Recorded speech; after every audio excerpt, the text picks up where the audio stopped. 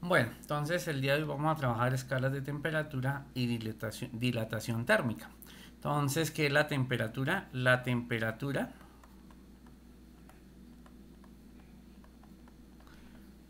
es la medida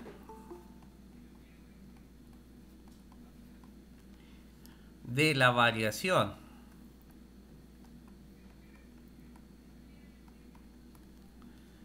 de calor.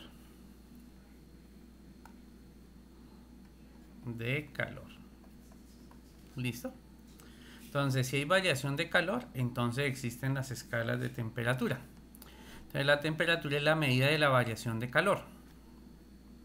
Entonces, rápidamente, si yo tengo un cuerpo, vamos a suponer que esto es un cuerpo, esto que tengo acá, y los puntos que voy a colocar acá representan las moléculas. Entonces, esas son las moléculas de dicho cuerpo. Entonces, la temperatura está asociada con la energía cinética que poseen esas moléculas. Entonces, las moléculas en un momento dado llevan cierta velocidad.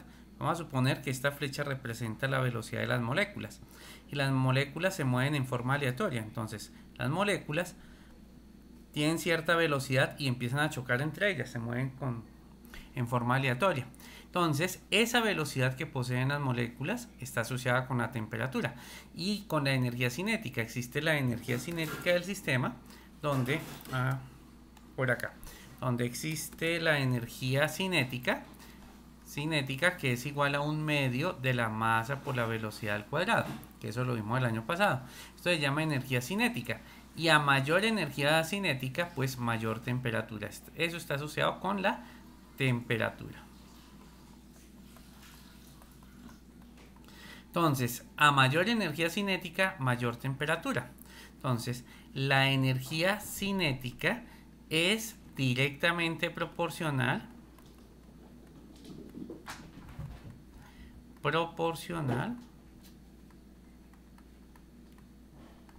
a la temperatura. Entonces, a mayor energía cinética, mayor temperatura, a menor energía cinética, menor temperatura.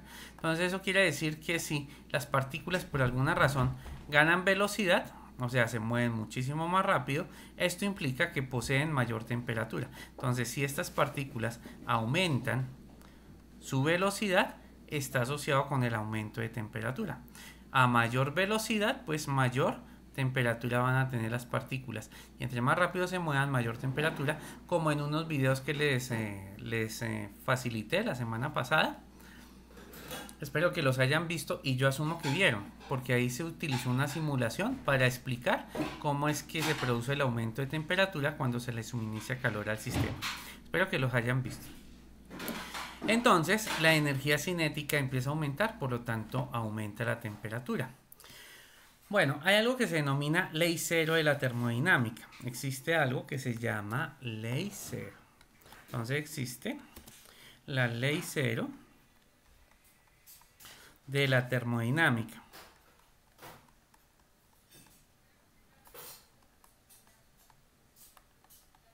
¿Listo? Y la ley cero de la termodinámica plantea lo siguiente. Si dos cuerpos que tienen diferente temperatura, venga, muevo esto hacia arriba. Si dos cuerpos que tienen diferente temperatura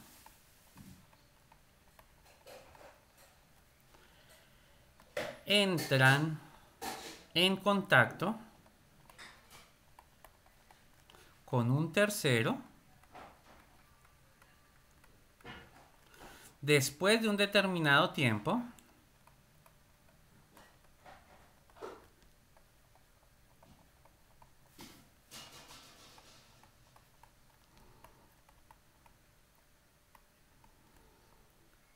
se alcanza un equilibrio térmico. El equilibrio térmico. Muy bien.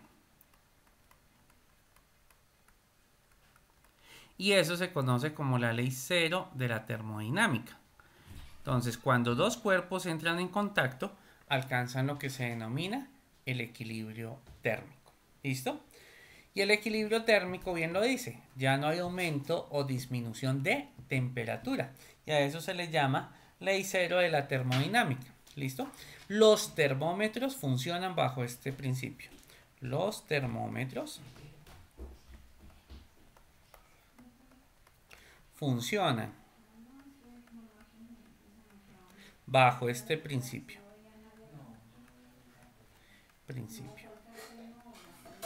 ¿Listo? Entonces, un termómetro ese que ustedes ven, no sé si ustedes conocen los de mercurio, sí, funcionan bajo ese principio. El termómetro que utilizan en los centros comerciales o en cualquier sitio donde uno está llegando, ese funciona de una manera diferente. Ese funciona por radiación. Los termómetros de mercurio, coloquemos acá debajo mercurio.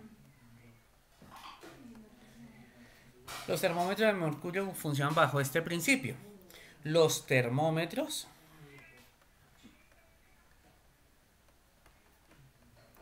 de radiación, los termómetros de radiación son los que utilizan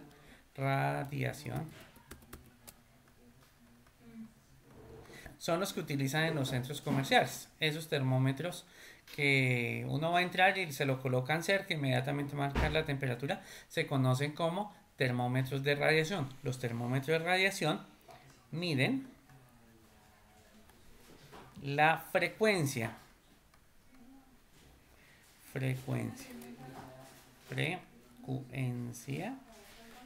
de luz emitida. Explico eso porque acá coloqué los termómetros de mercurio, pero ustedes en la cotidianidad se encuentran con los termómetros de radiación. Los termómetros de radiación funcionan a través de la luz que emiten los cuerpos. Resulta que todos los cuerpos, cuando se calientan, transmiten o emiten una onda. Entonces esa onda es una onda electromagnética. Entonces a mayor temperatura esa onda es mucho más pegadita. Es decir, aumenta su frecuencia. La frecuencia es la cantidad de oscilaciones que se producen por unidad de tiempo. Y entre más alta sea la frecuencia, significa que el cuerpo está muchísimo más caliente. Y es tan preciso las ondas de luz, porque en realidad lo que miden es el infrarrojo, es tan preciso que puede determinar una temperatura clara. Por ejemplo, puede decir que nosotros tenemos una temperatura de 36 grados Celsius debido a la radiación que tiene nuestro cuerpo. O puede decir estos termómetros que tenemos una temperatura de 39 grados Celsius debido a la radiación de nuestro cuerpo. Pero eso se debe a las frecuencias, que no tiene nada que ver con el principio del equilibrio térmico. ¿Listo? Entonces, los termómetros que se ven en los centros comerciales funcionan a través de la luz que emite el sistema y eso se conoce como un infrarrojo. No sé si ustedes han visto las cámaras infrarrojas. No, con ustedes no fuimos al planetario. Las cámaras infrarrojas que muestran la temperatura de los cuerpos que las utilizan. No, en los centros comerciales también se utilizan las cámaras infrarrojas. Que las personas se ven rojas o amarillas. No se ve la persona como tal, sino se ve rojo, amarillo o azul. El azul significa que está muy frío el cuerpo y el rojo, el amarillo a una temperatura media y el rojo que significa que está muy caliente. Esos termómetros de radiación que utilizan en los centros comerciales funcionan bajo ese principio. Lo que deja ver es la frecuencia de la luz infrarroja que emite nuestro cuerpo. Nosotros no podemos ver esa luz por la frecuencia tan baja. El espectro de luz tiene una longitud de onda determinada, que ahorita no lo recuerdo, que es el espectro de luz, lo que nosotros podemos ver. ¿Listo? Bueno, entonces les decía que los termómetros funcionan bajo contacto. Y resulta que hace más o menos 350 años, algunos científicos y físicos empezaron a crear las escalas de temperatura utilizando este principio de contacto. Pero ellos utilizaron el equilibrio térmico, pero el equilibrio térmico natural para poder crear las escalas de temperatura. Empecemos a hablar en particular de una escala, la escala Celsius, que es la que utilizamos en Latinoamérica. Escala Celsius. ¿Listo? La escala Celsius o centígrada. Bueno, en realidad son dos personajes diferentes de la historia. Celsius creó su escala y la escala centígrada se debe a otro personaje, pero son prácticamente lo mismo. Entonces, por eso a veces le decimos Celsius o a veces le decimos centígrada, ya que funcionan de la misma manera. ¿Cómo funciona la escala Celsius o centígrada? Es por acá la manito. Vamos a imaginarnos que tenemos acá un termómetro. Y vamos a hablar de los puntos de equilibrio natural. Vamos a suponer que ese es un termómetro de esos tradicionales. Porque los termómetros funcionan a través del contacto. Supongan que ese es un termómetro. Por acá tenemos la escala correspondiente de nuestro termómetro. Acá está en la parte superior sellado. Y acá se encuentra el mercurio, esos termómetros tradicionales. Vamos a hablar de los de radiación porque estos termómetros ya están mandados a recoger. Hace como 20 años estos termómetros ya fueron mandados a recoger, pero me permite de una manera muy fácil y muy sencilla explicar las escalas térmicas, que es lo que me interesa. No hablar tanto del termómetro, sino de las escalas térmicas. Entonces el señor Celsius, él tomó ciertos puntos de equilibrio térmico, pero de equilibrio térmico natural. Entonces él se dio cuenta que el agua-hielo mantiene un equilibrio térmico, o sea que si yo tengo agua y hielo y lo llevo a una estufa, por ejemplo, no va a aumentar la temperatura, es decir, mantiene el equilibrio térmico. Entonces yo puedo tener agua y además puedo tener cubitos de hielo dentro del agua, entonces voy a imaginarme que estos son los cubitos de hielo y esto tiene un equilibrio térmico, esto es un equilibrio térmico. Si yo le suministro calor, por ejemplo acá coloco, esto significa que le suministro calor al sistema, una estufa. Eso significa que entra calor al sistema. O sea, está ingresando, lo estoy calentando, lo coloqué sobre una estufa.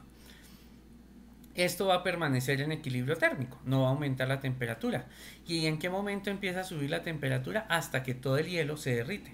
Antes de que el hielo se derrita, esto permanece en equilibrio térmico. Entonces apenas se derrite el hielo, ahí sí aumenta la temperatura. Pero antes de que se derrita el hielo, eso permanece en equilibrio térmico. Y este señor, Celsius, dijo que a esto lo iba a llamar cero, o sea, fue su punto de referencia. El punto del equilibrio térmico del agua con hielo lo llamó 0 grados Celsius. Claro, en este punto, por más que yo caliente el agua, no va a subir su temperatura. Y pruébenlo. Tomen un poco de agua, de hielo de la nevera y tomen un termómetro. Llévenlo a la estufa y les aseguro que siempre va a marcar la misma temperatura. 0 grados Celsius, no va a subir la temperatura. ¿Por qué no sube la temperatura del agua? Porque hay algo que se llama calor latente, que es el que produce la fusión. Y se está absorbiendo para separar las moléculas, por lo tanto no se gana energía cinética, sino energía potencial. Pero eso lo veremos cuando veamos los tipos de calor. Entonces, él lo llamó 0 grados Celsius a la mezcla agua-hielo. Y hay otro punto de equilibrio térmico que tal vez sea más común para ustedes. El agua cuando esté hirviendo no aumenta su temperatura. Y el agua cuando hierve a nivel del mar, esto es a nivel del mar, por cierto. A nivel del mar, el agua empieza a hervir a los 100 grados Celsius. En Bogotá, el agua hierve a 98 grados Celsius. Entonces vamos a suponer que acá tenemos agua y que empieza a hervir, entonces empieza a producir la evaporación. Entonces empieza por acá. Celsius se dio cuenta que esto era otro punto de equilibrio térmico, o sea, no aumenta la temperatura, se alcanza esa temperatura y no cambia por más que se le suministre calor al sistema. Entonces coloco una estufa acá debajo, la Q significa calor. Si yo coloco una estufa acá debajo, esto no aumenta la temperatura, muchachos, se tiene un equilibrio térmico. ¿Y hasta cuándo empieza a aumentar la temperatura? Cuando el agua se convierte toda en vapor, y cuando se convierte el agua toda en vapor, ahí sí puede subir la temperatura del vapor de agua, suponiendo que esto sea una olla express, por ejemplo. Pero mientras exista agua dentro del recipiente y se esté vaporizando, no aumenta la temperatura y se tiene equilibrio térmico. Y Richard Celsius a esto lo denominó 100 grados Celsius. ¿Listo? Entonces, entre 0 y 100, pues es apenas lógico. Existen 100 divisiones. Y cada división corresponde a 1 grado Celsius. Entonces acá trato de representar, acá me quedó mal escrito algo, y acá trato de representar 1 grado Celsius. Esto que tengo acá, esto que traté de rellenar acá, va a ser 1 grado Celsius. ¿Listo? La escala Celsius tiene una parte que es negativa, o sea, puedo tener valores negativos. Ejemplos de grados Celsius, ejemplos, pues ustedes los manejan. Por ejemplo, 37,5, no, 37 grados cerrados, 0 es la temperatura de nuestro cuerpo, que también es un equilibrio térmico. Nuestro cuerpo siempre está a 37 grados Celsius. ¿Listo? Ejemplos, otro ejemplo. Por ejemplo, a 220 grados Celsius, o no, a 320 grados Celsius el plomo se empieza a fundir. 320 grados Celsius el plomo se empieza a fundir. Por ejemplo, a menos 150 grados Celsius el hidrógeno se convierte en líquido. Entonces, la escala Celsius tiene temperaturas que pueden ir hacia arriba y temperaturas que pueden ir hacia abajo. Por ejemplo, la corteza del Sol, la parte exterior del Sol, se mantiene a una temperatura de 5000 grados Celsius. La parte exterior, hacia adentro puede subir muchísimo más la temperatura en el Sol. Bueno, son ejemplos y nosotros en Latinoamérica estamos acostumbrados a manejar la temperatura en grados Celsius. Pero no es la forma correcta. Uno va, por ejemplo, a Estados Unidos, que tampoco es la forma correcta, ya manejan grados Fahrenheit. Y en Europa manejan la escala Kelvin. Hay otra escala que manejan Rankine, pero la más utilizada es la Kelvin, que es la escala en el Sistema Internacional de Medidas, porque no tiene parte negativa. ¿Listo? Entonces acá tenemos la escala Celsius, que toma dos puntos de equilibrio natural, el agua con hielo y el agua hirviendo. Resulta que hablemos de Fahrenheit. Voy a pasar la hoja. Entonces, escala Fahrenheit. La escala Fahrenheit. Entonces dibujemos un termómetro, esos tradicionales, para tratar de explicar qué fue lo que utilizó Fahrenheit. O no vamos a profundizar en el proceso que él hizo, pero sí vamos a hacer una analogía con la escala Celsius. ¿Listo? Entonces resulta que en la escala Fahrenheit, vamos a suponer que esto es mercurio, acá está. En la escala Fahrenheit, el agua con hielo se encuentra a 32 grados Fahrenheit. Entonces, si por acá tengo agua con hielo, o sea, este recipiente, me voy a imaginar que tengo el recipiente acá, donde tengo agua con hielo, voy a suponer acá el agua, ¿listo? Y tenemos los cubitos de hielo. Perdón, me parece que alguien llegó. Ah, sí. Y tenemos acá agua con hielo. Entonces hace un momento que les decía que esto correspondía a 0 grados Celsius. Venga, lo coloco entre paréntesis. Hace un momento les dije que esto correspondía a 0 grados Celsius. Pero resulta que en la escala Fahrenheit esto corresponde a 32 grados Fahrenheit. ¿Listo? O sea que el agua con hielo en escala Fahrenheit corresponde a 32 grados Celsius. Y fue un punto de equilibrio natural que se tomó.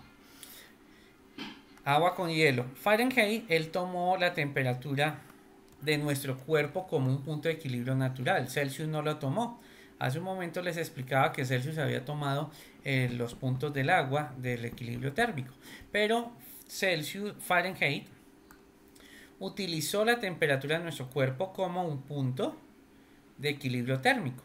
Resulta que la temperatura de nuestro cuerpo en grados Celsius, hace un momento les dije, corresponde a 37 grados Celsius, que es un punto de equilibrio térmico. Pero resulta que esta temperatura en grados Fahrenheit debería corresponder exactamente a 100 grados Celsius, 100 grados Fahrenheit. Pero como Fahrenheit no era matemático, él cometió un error. Entonces, al realizar la linealización de las magnitudes y hacer el proceso matemático, los científicos después de él se dieron cuenta que él había cometido un error. Y para no cambiar la escala, tuvieron que cambiar el valor de la temperatura del cuerpo humano. O sea, siendo realista y haciendo los cálculos matemáticos correctos, se dice que la temperatura del cuerpo humano corresponde exactamente a 98,6, si no estoy mal. Bueno, dejémoslo como 98 grados Fahrenheit. Pero Fahrenheit, para crear su escala, él asumió que esto tenía que ser 100. Pero por errores matemáticos, si ven lo importante de aprender matemáticas, tiempo después de su muerte se hizo la corrección de su escala. Y se utiliza todavía. Estas escalas son muy simples. Existieron escalas térmicas que eran muy, muy elaboradas y estas sobreviven es por su simpleza. Y también podemos mirar el punto de ebullición del agua. El punto de ebullición del agua en la escala Celsius, que fue la que se utilizó Richard Celsius para su escala, es de 100 grados Celsius, ya les había dicho eso. Entonces acá tenemos que esto corresponde en azul, a 100 grados Celsius, el punto de ebullición del agua. 100 grados Celsius. ¿Y a qué punto corresponde? Pues hagamos el monacho. Por ejemplo, acá estamos hablando de la temperatura del cuerpo, ¿no es cierto? Entonces vamos a suponer que este es un personaje ahí. ¿Listo? Y acá tenemos el agua en punto de ebullición. Entonces me voy a imaginar el recipiente, como hace rato. Y voy a suponer que este recipiente tiene agua. Y voy a imaginarme que se está vaporizando. Entonces, cuando se empieza a vaporizar, tengo 100 grados Celsius. Y eso en grados Fahrenheit corresponde a 212 grados Fahrenheit. ¿Listo? Corresponde a 200 grados Fahrenheit. ¿Listo? Entonces podemos decir lo siguiente, que 100 grados Celsius es equivalente, esas tres líneas significan equivalencia. Entonces que equivalen a 212 grados Fahrenheit. ¿Listo? Que 98 grados Celsius, ay, me equivoqué, perdón, 37 grados Celsius, 37 grados Celsius son equivalentes aproximadamente a 98 grados Fahrenheit. Y podemos decir además que 0 grados Celsius son equivalentes a 32 grados Fahrenheit. ¿Listo? A 32 grados Fahrenheit. Y Fahrenheit dividió desde este punto, desde el 0 hasta el punto más alto, existen 212 divisiones. Y en la escala Celsius existen 100 divisiones. O sea que un grado Fahrenheit es mucho más pequeño que un grado Celsius. Por decir algo, este es el tamaño de un grado Celsius. Y la mitad de eso aproximadamente es un grado Fahrenheit. Esto es una representación geométrica de un grado Fahrenheit, que es la mitad. Y esto es la representación geométrica de un grado Celsius. El grado Celsius es casi el doble de grande que un grado Fahrenheit. Entonces los grados Fahrenheit son muy pequeños. Los grados Celsius son mucho más grandes. ¿Listo? Ahora, ¿qué relación existe entre estas dos escalas de temperatura? Pues alguna vez en un taller que yo les dejé cuando empezó la pandemia, ustedes encontraron la relación. Dice que la temperatura en grados Fahrenheit debe ser igual a 9/5 de la temperatura en grados Celsius, no un 0, sino la temperatura en grados Celsius más 32. ¿Listo? Esta ecuación me permite pasar de grados Celsius a grados Fahrenheit y voy a explicar cómo funciona esa ecuación. Vamos a suponer que tengo una temperatura de, no sé, de 35 grados. La temperatura de Melgar es de 35 grados. Entonces, ejemplo de aplicación. Venga, colocamos lo que acabo de decir como ejemplo. Ejemplo, la temperatura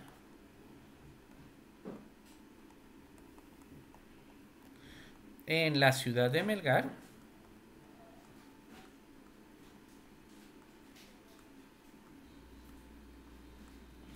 es de 35 grados Celsius. Punto seguido. ¿A cuánto equivale en grados Fahrenheit? ¿A cuánto equivale en grados Fahrenheit?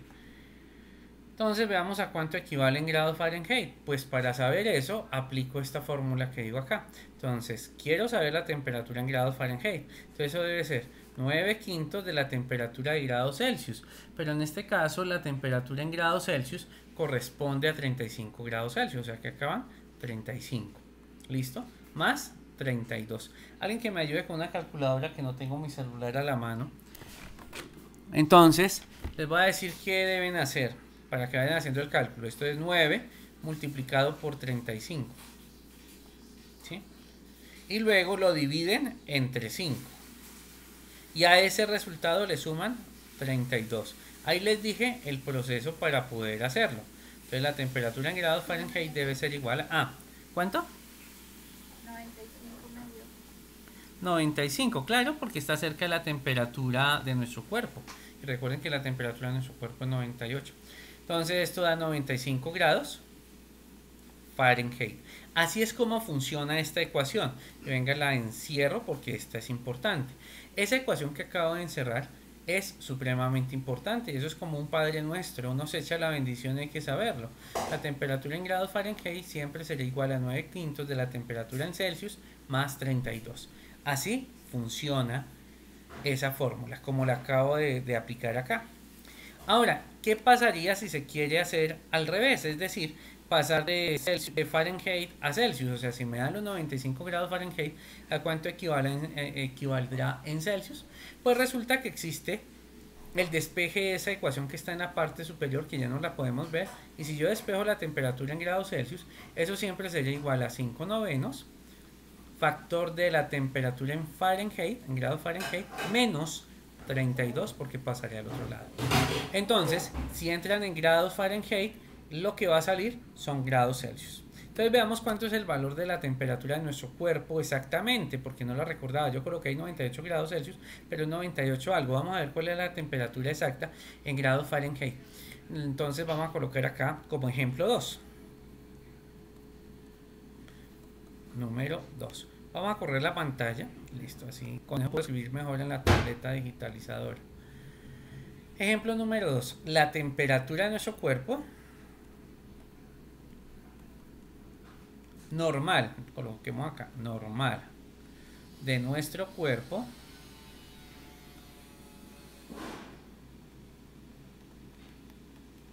es de, la temperatura normal de nuestro cuerpo es de 37 grados Celsius. Me distraje por un momento, me puse a pensar en otra cosa. Es de 37 grados Celsius. ¿A cuánto equivale? ¿A cuánto equivale en grados Fahrenheit? Ay, me quedó igual. No, perdón. Perdón.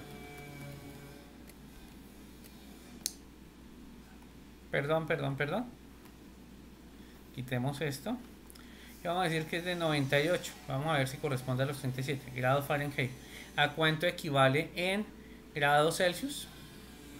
Listo, ahora sí ya me quedó bien hecha la pregunta para poder aplicar esta fórmula. Entonces vamos a suponer que la temperatura de nuestro cuerpo, si no estoy mal, es 98. Vamos a ver si equivale a los 37 grados Celsius. 98 grados Fahrenheit. Entonces, quiero saber cuánto es 98 grados Fahrenheit en grados Celsius.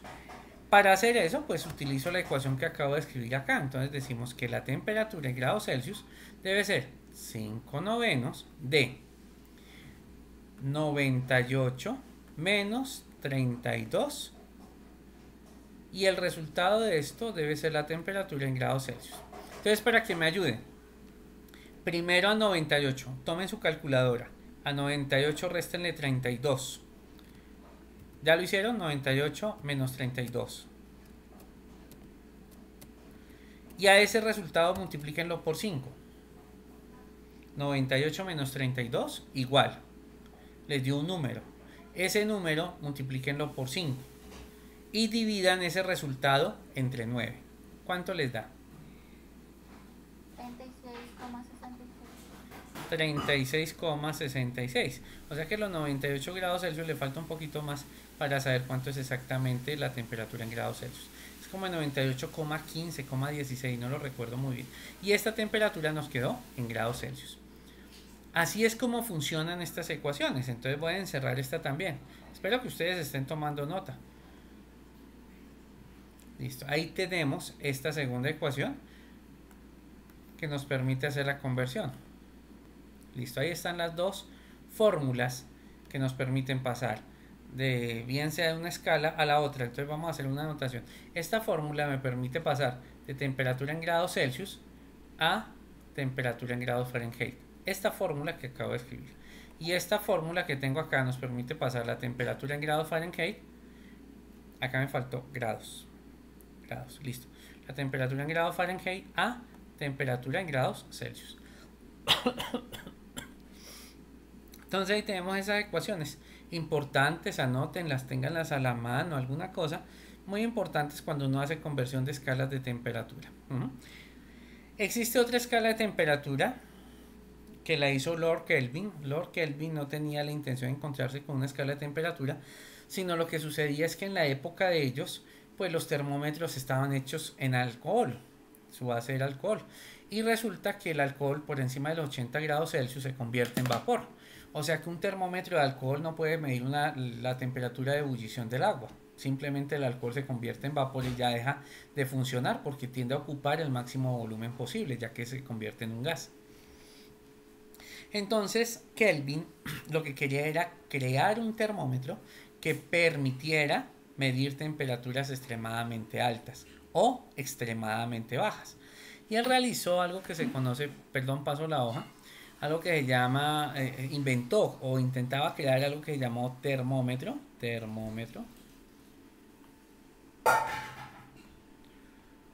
a presión constante. No, a volumen constante, no a presión, a volumen constante. Él quiso crear ese termómetro. El termómetro, que también es conocido como termómetro a gas. Lo que él quería era encontrar un termómetro que permitiera medir temperaturas extremadamente bajas o temperaturas extremadamente altas. También se denomina termómetro a gas. ¿Y quién fue el creador de esto? Fue Lord Kelvin. Bueno, Kelvin como lo conocemos. Entonces, Lord Kelvin, él quería crear era una escala de quería encontrar un termómetro, no crear una escala de temperatura. Entonces Lord Kelvin hizo, venga, algo que se llama termómetro a gas. Venga, lo buscamos y les muestro la foto. Termómetro a gas. El que creó, o de volumen constante. Listo, venga, buscamos imágenes. Yo sí coloqué volumen constante, sí, volumen constante. Siempre me confundo ahí, volumen constante. Ah, mira, este está precioso, esta imagen. Este es el termómetro de Lord Kelvin. ¿Cuál será mejor para explicar la situación? Sí, este me parece bonito. Lo abrí, venga a ver si aparece más grande la imagen. Y lo llevo a la pantalla de presentación. No cargó, entonces cortémoslo de acá. Este es el termómetro que creó Lord Kelvin.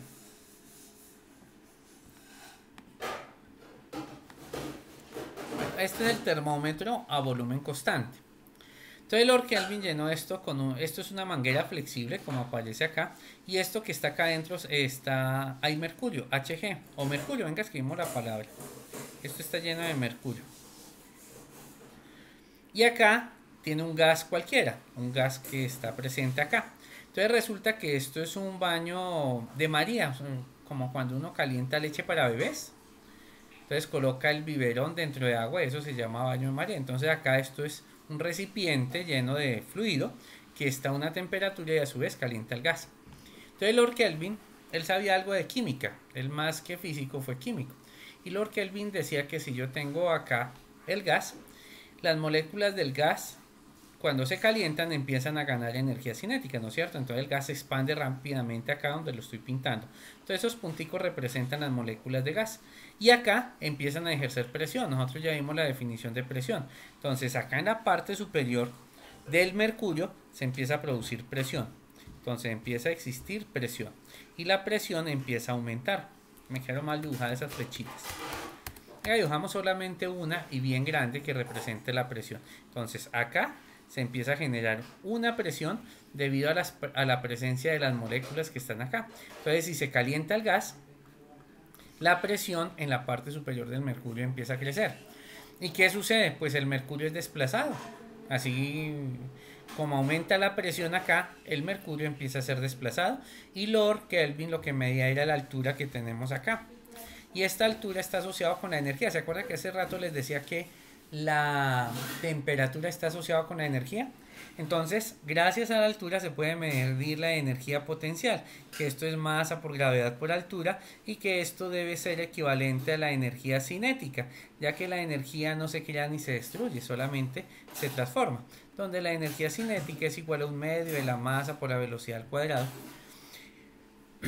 Entonces, y esto a su vez, pues lo podía expresar como temperatura. Entonces lo que hizo Lord Kelvin con este termómetro fue intentar encontrar un termómetro, oigan bien, que pueda medir temperaturas extremadamente altas de este gas. Entonces él empezó a crear una gráfica.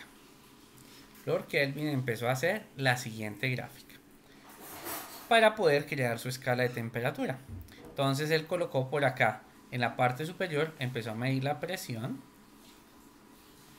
Bueno, la presión la mide en el sistema internacional en pascales.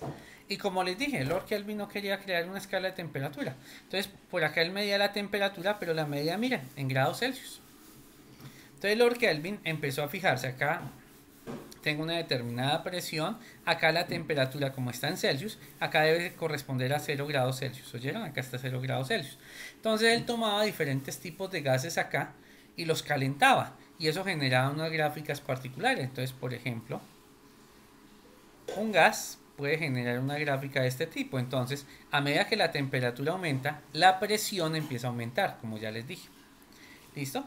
Pero entonces Lord Kelvin, venga, hago otra vez esa gráfica que no nos queda bien. Entonces Lord Kelvin, él empezó a mirar lo siguiente. Espere, hago una traspolación de la gráfica. Listo, ahora sí. Listo, ahora sí quedó ahí. Entonces él medía esta parte, esta línea recta que tengo por acá, de un gas determinado. Entonces él cambiaba el gas y colocaba otro gas diferente, pues para saber cuál era el mejor gas y así poder hacer mediciones de temperaturas muy precisas. Entonces él colocó un segundo gas en el recipiente y resulta que la gráfica del segundo gas, cuando medía presión y temperatura, daba algo como esto. Y él tomó un tercer gas.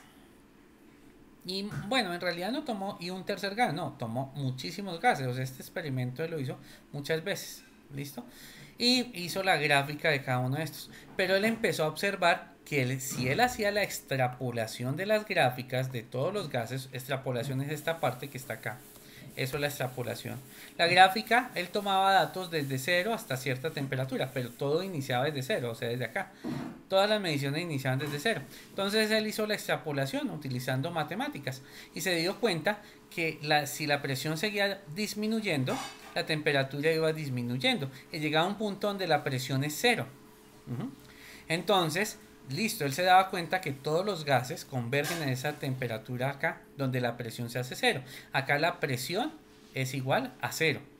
Es decir, ¿qué implicaría eso? Que las moléculas no se mueven dentro del sistema.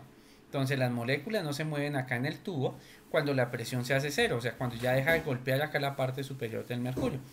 Él suponía eso. Entonces él hizo la siguiente pregunta.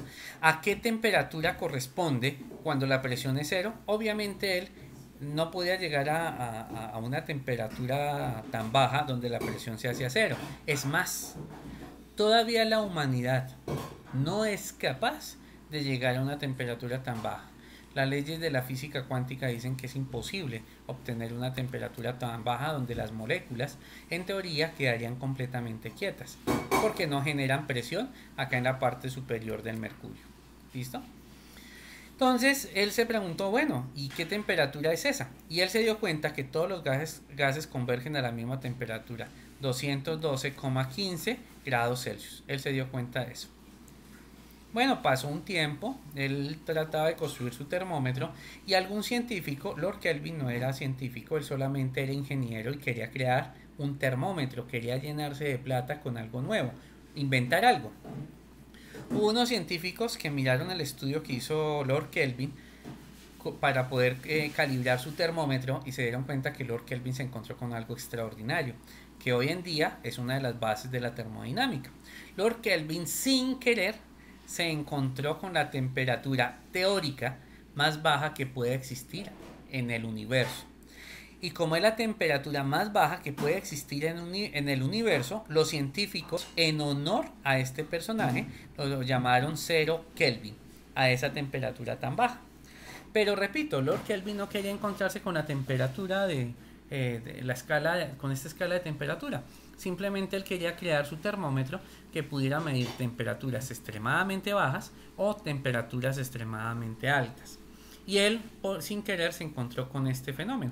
Todos los cuerpos, absolutamente todos, sean gases, sean líquidos, la temperatura más baja que en teoría pueden alcanzar es de 212,15 grados Celsius. Sería la temperatura más baja. ¡Ay, pero esto es negativo! Miren, este profesor, esta temperatura es negativa. Y eso corresponde a los 0 grados Kelvin, ¿oyeron? O sea que los 0 grados Kelvin es la temperatura más baja que pueda existir y por eso se adopta en el Sistema Internacional de Medidas. porque al ser la temperatura más baja, 0 Kelvin, no puede haber parte negativa. Por esa razón, a la escala Kelvin se le conoce como escala absoluta, porque solamente tiene parte positiva. No existe parte negativa en la escala de Kelvin. Ahora bien, ¿cómo se puede pasar de Kelvin a Celsius, por ejemplo? Pues resulta que un grado Celsius es tan grande, es equivalente a un grado Kelvin. Claro, porque las mediciones que Lord Kelvin las hizo en temperatura de grados Celsius. Entonces, un grado Celsius es tan grande como un Kelvin. Y para hacer la conversión puede ser muy simple. Simplemente la temperatura en grados Kelvin tiene que ser igual a la temperatura en grados Celsius más 273,15. Más 273,15. Ay, acá dije 212. Ah, pues esta es la que estaba hablando hace rato. Acá me equivoqué. ¿Se acuerdan que hace rato era la escala Fahrenheit? Esto no es... Acá tengo un error. Estos no son 212. Eso era de lo que estaba hablando hace rato con Fahrenheit. Esto es 273. 73,15. Y de esta manera se pasa de grados Celsius a grados Kelvin. De esta manera. Entonces podemos hacer la equivalencia. Por ejemplo, venga, busco acá la temperatura. Temperatura de licuefacción del hidrógeno. A ver qué temperatura me da. Acá me lo colocó en las dos escalas. Qué rabia. Esto era lo que quería hacer. El punto de fusión. Venga, tomamos este. 259. Tiene que dar 14 Kelvin. Menos 259. Bueno, ejemplo.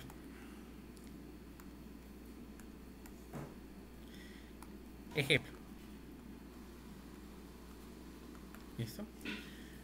La temperatura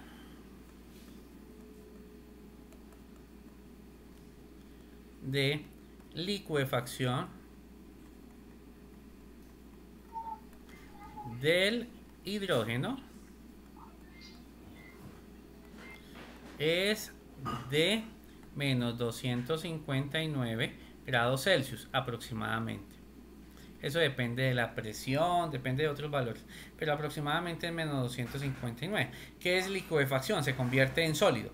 De líquido, eso significa líquido, a sólido. Listo, se convierte de líquido a sólido. ¿Cuál es esta temperatura?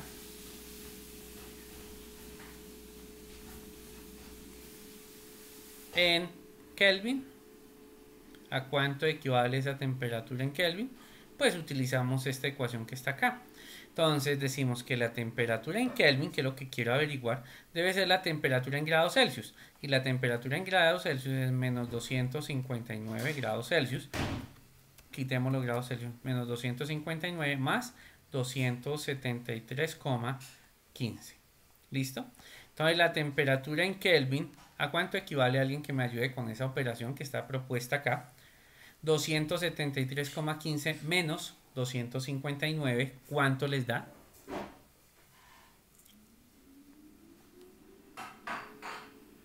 ¿Ustedes están acá? Sí, todavía. Venga, Tom. 14,15. 14,15. Listo. Es por acá el camino. Entonces esto es igual a 14,15 Kelvin. ¿Listo? Es una temperatura bastante baja. Así es como se hace la conversión. Entonces así es como funciona esta tercera fórmula, que en alguna guía yo se las había dado. ¿Listo? Esa tercera fórmula. Y por no dejar de hacer otro ejemplo, vamos a colocar un ejemplo número 2. Ejemplo número 2. Bueno, ¿cuál es la temperatura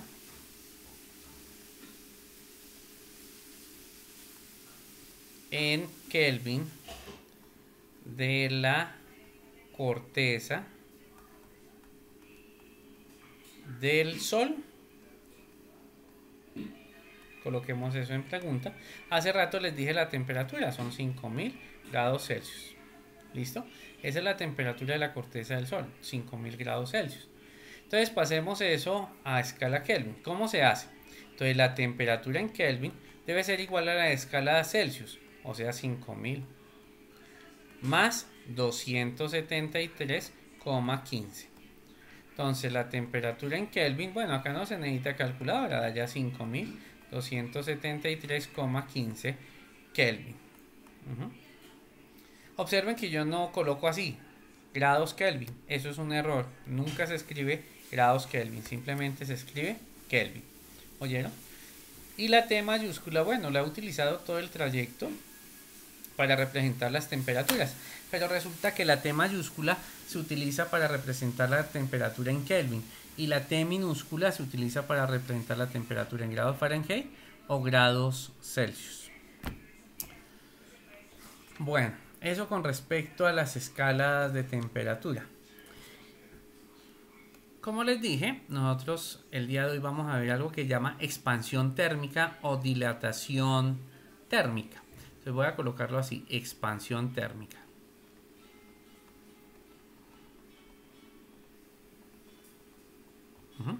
La expansión térmica. ¿Listo? Resulta que todos los cuerpos cuando se calientan se dilatan, se expanden. Ahora colocamos acá ese título, expansión térmica. Bueno, lineal, porque hay diferentes tipos de expansiones térmicas. Y vamos a buscar imágenes asociadas con la expansión térmica. Mira, acá esta barrita es la que me sirve para tratar de explicar el fenómeno. Buenas. Ay, ¿será que no hay una más grandecita? Venga, a ver, abrimos la página a ver si me da una grande. Bueno, no se puede más grande. Vamos a llevarnos este dibujo para tratar de explicarles lo que quiero darles a entender. No, sin esta fórmula de abajo hasta acá. Bueno, acá lo tenemos. ¿Listo? La expansión térmica de los cuerpos. Entonces, venga, noto lo que dije hace un momento. Todos los cuerpos, cuando se calientan, se dilata. ¿Listo? Todos los cuerpos cuando se calientan se dilatan. ¿Oyeron? Absolutamente todos. ¿Qué quiere decir eso? Que, bueno, piensen en la leche. La leche cuando sube su temperatura se dilata rápidamente. ¿Ya se imaginaron eso? Lo mismo pasa con los cuerpos. El hierro cuando se calienta se dilata. El concreto con el que están hechos los puentes cuando se calienta se dilata. El acero con el que hacen los edificios cuando se calienta se dilata. Lo que pasa es que la dilatación de estos cuerpos no la podemos ver a simple vista, pero se produce unas pequeñas variaciones que las podemos medir, por ejemplo, en micras. O si los cuerpos son extremadamente largos, entonces podemos observar esa variación de longitud. Entonces acá en este gráfico, miren que acá el autor de este gráfico, acá tal vez no lo notan ustedes, pero acá dice L sub 0. Eso significa longitud original. ¿Listo? Y acá que tenemos, esto casi no se nota, que significa lo siguiente, la variación de la longitud. Esa variación de longitud es lo que se dilata el cuerpo cuando se calienta. O sea que en este momento al cuerpo le estoy suministrando calor para que se dilate. Y este triángulo que tengo acá dibujado significa que al cuerpo le estoy suministrando calor. El calor se representa con la letra Q. Y esto está indicando que se está calentando el cuerpo. Entonces resulta que la dilatación, o sea esto que tengo acá, tiene ciertas características. En un laboratorio se puede demostrar que la variación de la longitud del cuerpo es directamente proporcional a la temperatura, no al calor, sino a la temperatura que se adquiere. O sea, a mayor temperatura, mayor dilatación. Si yo mido la temperatura sobre la barra, ¿no? Porque no lo hago con respecto al calor, porque los cuerpos absorben diferentes cantidades de calor para poder elevar su temperatura. Entonces, algunos cuerpos necesitarán mayor calor, otros menor calor. Y resulta que la temperatura, pues sí puedo hablar de cambios constantes de temperatura a medida que se produce variación de dilatación, a pesar de que aumente o disminuya la cantidad de calor. Entonces decimos que la variación de longitud o sea, lo que puede aumentar o disminuir la varilla, es directamente proporcional a la temperatura. Eso se puede demostrar en un laboratorio. Y también se puede demostrar que la variación de la longitud es directamente proporcional a la longitud original de la varilla. O sea, que entre más larga sea la varilla, mayor variación de longitud puede tener esta varilla. Debo aclarar que esto es una dilatación lineal. Vamos a anotar por acá porque hay dilatación de diferentes formas. Estoy mirando solamente una dimensión, o sea que vamos a decir que esto se llama dilatación lineal. ¿Listo? Entonces en la dilatación lineal, la variación de longitud es directamente proporcional a la temperatura. Y la variación de longitud, o sea, lo que puede crecer cuando se calienta el cuerpo, es directamente proporcional a la longitud original. ¿Listo? Eso implica que la variación de longitud es directamente proporcional a la multiplicación de estos dos. De esos dos. Claro, porque si la variación de longitud es directamente proporcional a esos dos, pues debe ser directamente proporcional al producto de esos dos. ¿Listo? Eso implica que la variación de la longitud debe ser igual a una constante, llamémosla alfa, multiplicada esa constante por la longitud original multiplicado por la temperatura. Aquí va a ser una I, por la temperatura. Entonces, de una proporcionalidad se pasa a una igualdad. ¿Por qué utilicé este símbolo acá? En realidad, venga, lo cambiamos, este símbolo. Este lo voy a cambiar, venga, lo borro. Esto es proporcionalidad y voy a utilizar el 8 acostado para representar la proporcionalidad. Entonces son directamente proporcionales. Y el símbolo que tengo abajo es alfa. Este es alfa. Y esto se llama coeficiente de dilatación lineal. Entonces esto se llama coeficiente de dilatación lineal. Y el coeficiente de dilatación lineal es propio de los materiales. El coeficiente de dilatación lineal me permite distinguir entre el acero y el cobre, por ejemplo. Entonces, si yo mido su dilatación a través del coeficiente, pues puedo distinguir los materiales. Es como una huella digital. La huella digital a ustedes los identifica, por ejemplo, en la registraduría. Los coeficientes de dilatación lineal identifican los materiales. Veamos acá. Vamos a colocar por acá tabla de coeficientes de dilatación. Bueno, dilatación. Así, dejémoslo así. Y bueno, acá me encontré una tabla rápido. Mire, esos son coeficientes de dilatación lineal. A ver si ese es correcto. No, este no corresponde. Esos no son coeficientes de dilatación lineal. Estos sí son coeficientes de dilatación lineal. Venga, abro la tabla por acá. A ver si la puedo copiar. Ah, mire, acá en esta página hay unas buenas fotografías. Mire, ustedes han visto las carreteras. Venga, a ver si puedo ampliar esta foto. Ah, no, qué tristeza. No sé si la puedan ver bien. Cuando se inicia un puente, cuando se está subiendo un puente, los puentes al inicio y al final tienen esta apertura. Acá viene el concreto de la calle y acá es donde inicia el puente. A esta zona se le da un nombre. A esto se le llama junta de expansión. ¿Sí ven esta zona que está acá? Y esta junta de expansión se deja precisamente para que el material se pueda dilatar. Por ejemplo, no sé, si yo tengo una varilla de unos 40 centímetros, yo no puedo a simple ojo ver la dilatación de esa varilla si la caliento. Pero resulta que un puente que tiene 200 metros, sí se puede observar la dilatación. Ustedes se paran al frente del puente de la Boyacá con 68 y pueden observar las juntas de expansión, cómo se empieza a reducir el espacio entre ellas a mediodía y qué tan separadas están, digamos, a las 5 de la mañana.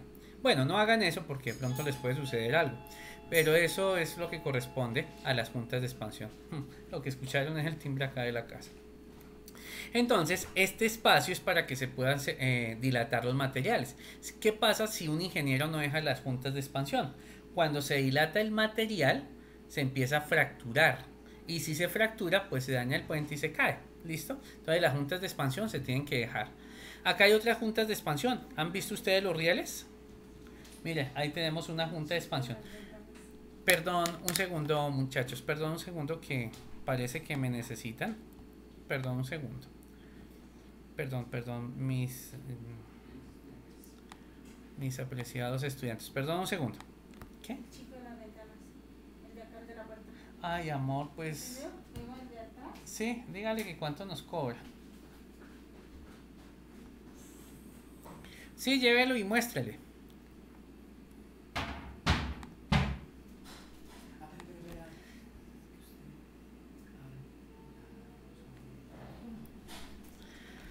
Bueno, entonces yo les decía que acá tenemos las juntas de expansión. Estos son los rieles, ¿listo?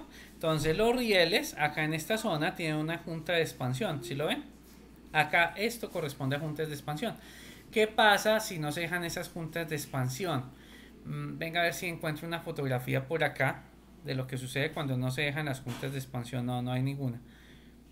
Venga, borro esto, que acá sí me toca borrarlo. Entonces las juntas de expansión es para que los materiales se puedan dilatar. Venga a ver si encuentro una fotografía de una falla de ingeniería cuando no se dejan las juntas de expansión.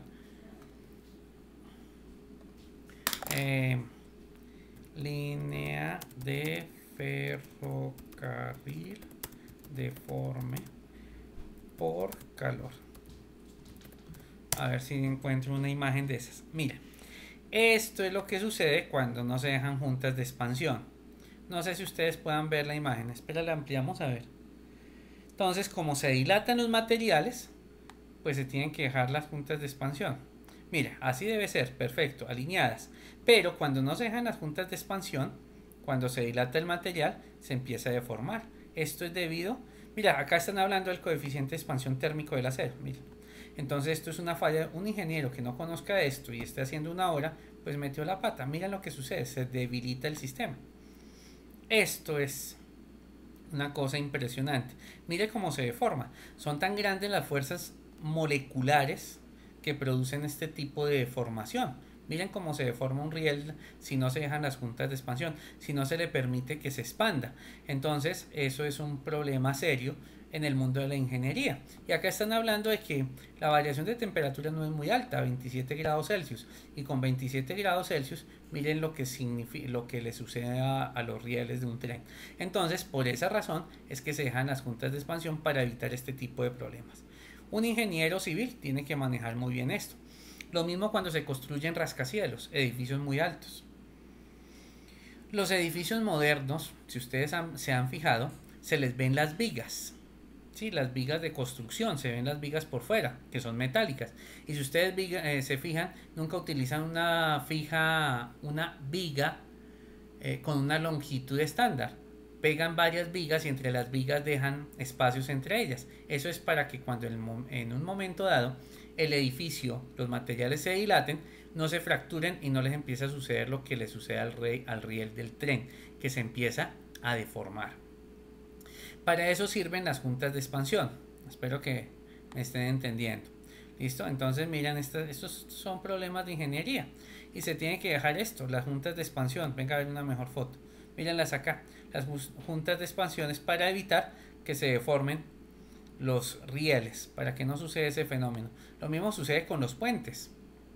Los puentes en Bogotá, por ejemplo el de la calle 26, hace unos años, antes de que le hicieran la modificación, resulta que los ingenieros que construyeron el puente de la calle 26 con Boyacá no dejaron juntas de expansión y resulta que el puente se empezó a caer. Eso hace como 4 o 5 años.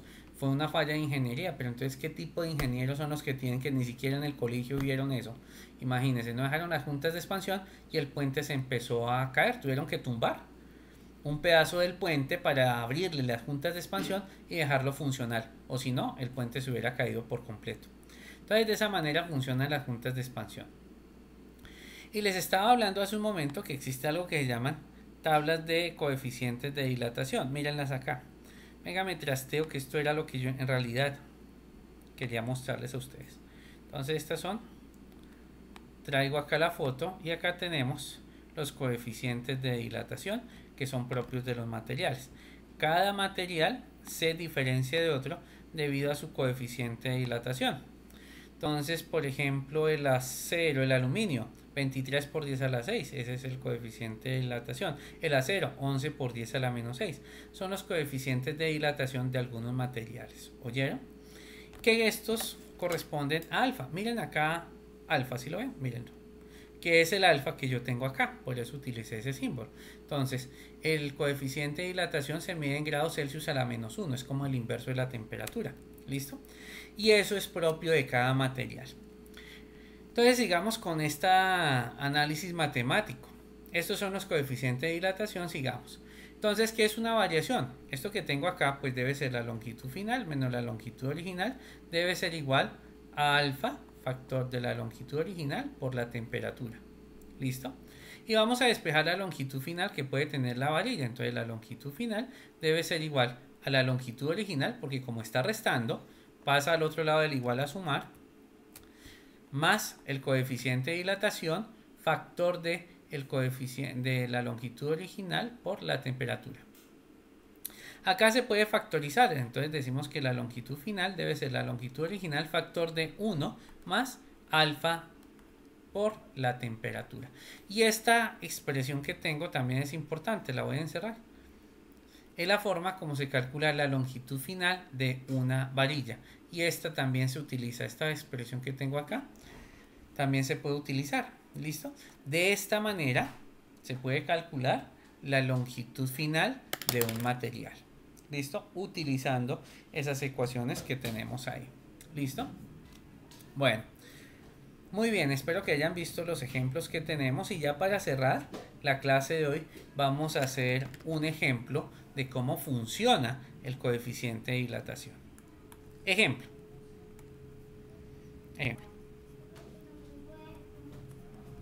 Dos puntos. Se tiene un riel de tren que tiene una longitud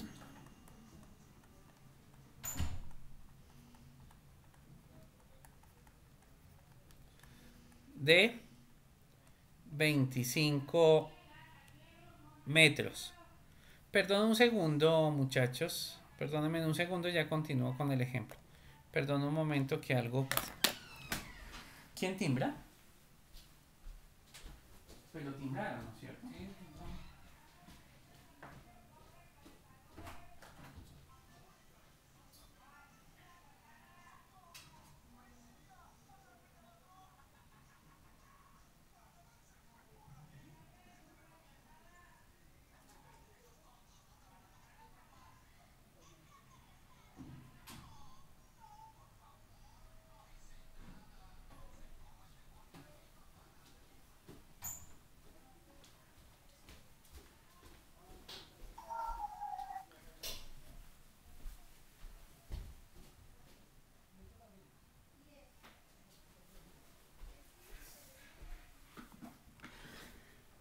Bueno, ya volví. Es que estaban timbrando acá. Bueno, se tiene un riel de tren que tiene una longitud de 25 metros. ¿Listo? A una temperatura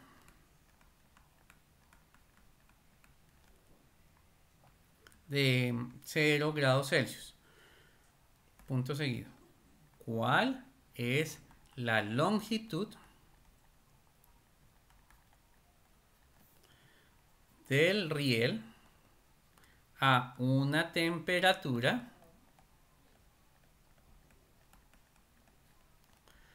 de un riel, por ejemplo, en tierra caliente? Digamos que haga una temperatura de 40 grados, el riel perfectamente puede alcanzar una temperatura de 60 grados Celsius. ¿Listo? De esa manera. Vamos a mirar cuál es la variación de la temperatura. En este caso, la variación de temperatura debe ser la temperatura final menos la temperatura inicial.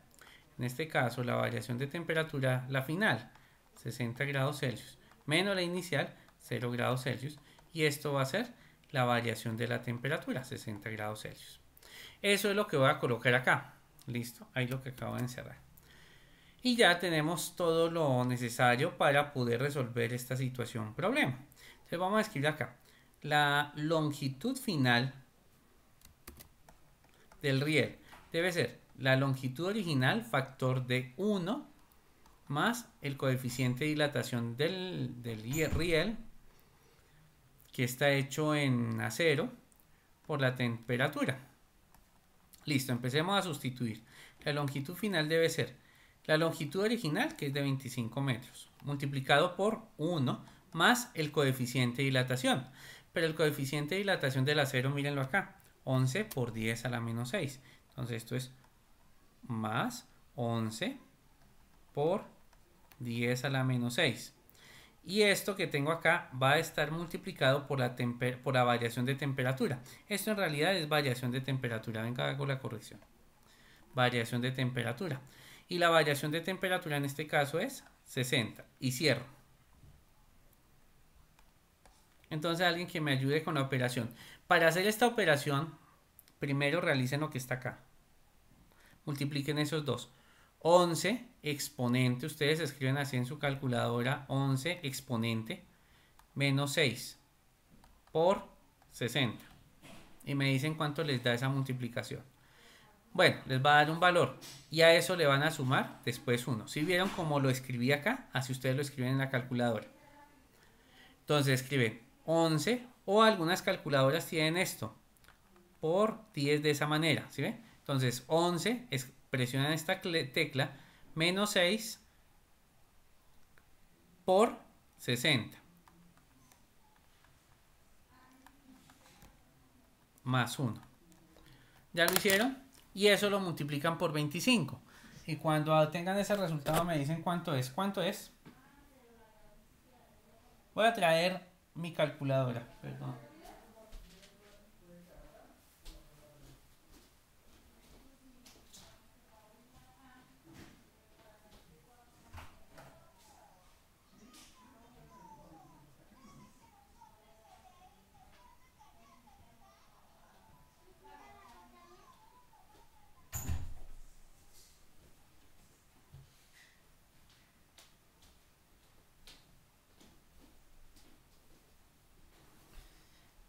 Entonces, esto va a dar como resultado. Profe, da menos 320. ¿La respuesta completa? Menos 399, 29, 329,09. 0,09. Creo que es muy largo. Multiplicación. Ah, ya, lo que está acá adentro. Multiplicación del 11 menos 6 por 60. Más 1. Venga, a ver, lo hacemos con... Venga, lo hago completo. Menos 329. No puede ser porque debe estar del orden de 25. Venga, que la calculadora permite hacer esto en forma... Yo señalando la pantalla. La calculadora permite escribir esto, la calculadora del celular, tal como está acá. Estoy abriendo el paréntesis y estoy escribiendo 1 más 11 exponente menos 6 Da eso, profe. por 60. No puede ser tan grande. Míralo acá.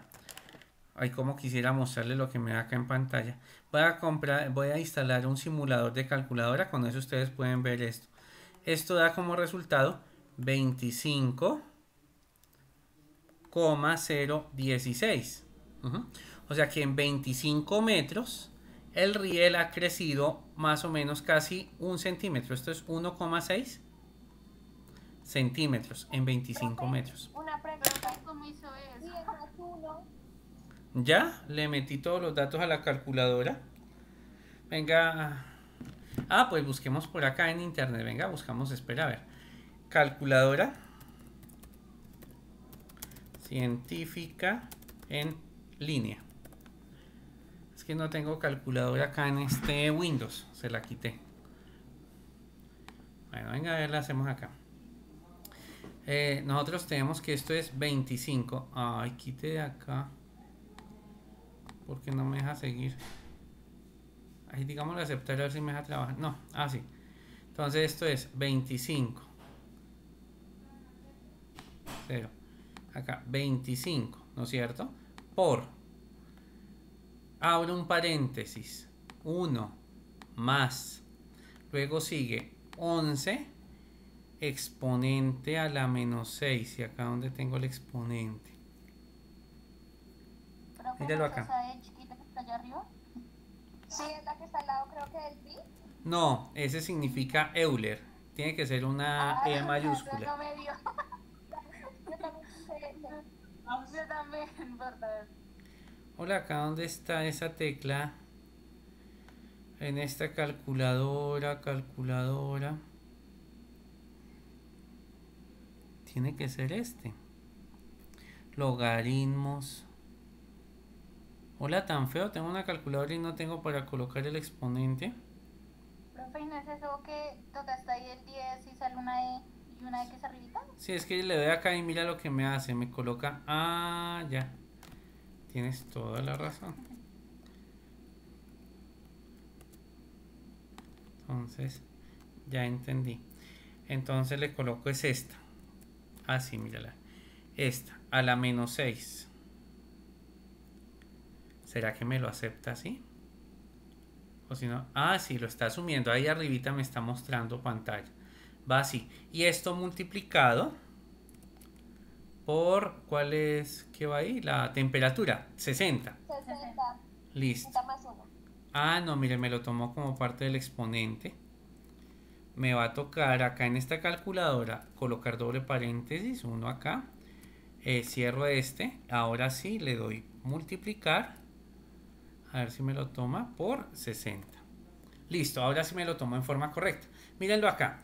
25 por, abro paréntesis, 1 más 11 a la menos 6. ¿Sí fue 11 a la menos 6 o 10 por 11 a la menos 6? Creo que es 11 por 10 a la menos 6. Ya, gracias por la corrección. Por 10. Ah, es que yo escribí más. Pusiste mal. Por. Por. Listo. Ahora sí miramos acá arriba la expresión. 25 por 1 más 11 por 10 a la menos 6 por 60. Ahora sí me quedó bien escrito ahí. Y vamos a darle igual. Miren lo que da. 25,00165. Mucho cuidado con las calculadoras. Listo. Entonces, eso es en lo que va a crecer. Más o menos casi 2 centímetros en 25 metros. Es pequeñito. Pero si yo tengo 60 kilómetros de vía, entonces esa vaina puede crecer muchísimo. Entonces, acá tenemos un ejemplo de cómo funciona. Este es el resultado. Venga a ver si me permite copiarlo. Control C. Y vamos a escribirlo acá. Ah, no, no me va a dejar porque tendría que tener abierto número. No, así quedaría. Quitémoslo. Listo. Por eso da esa cantidad. Y eso es más o menos 1,6 centímetros por cada 25 metros. Y eso es gigante. Piensen en lo, miren en una regla por ahí cerca de ustedes. ¿Cuánto es casi 2 centímetros? Eso es lo que se expande el acero. Esto es 1,6 centímetros. Eso es lo que se expande el acero. ¿Oyeron? Bueno, muy bien. Entonces el día de hoy vamos a dejar ejemplos acá. La clase y continuamos en forma sincrónica. Les voy a dejar unos ejercicios ahorita en Classroom para que los entreguen ya finalizando esta semana. Cuando digo finalizando, por allá hasta el domingo les doy plazo. ¿Oyeron? Entonces ahí terminamos la clase. Vamos a detener el video.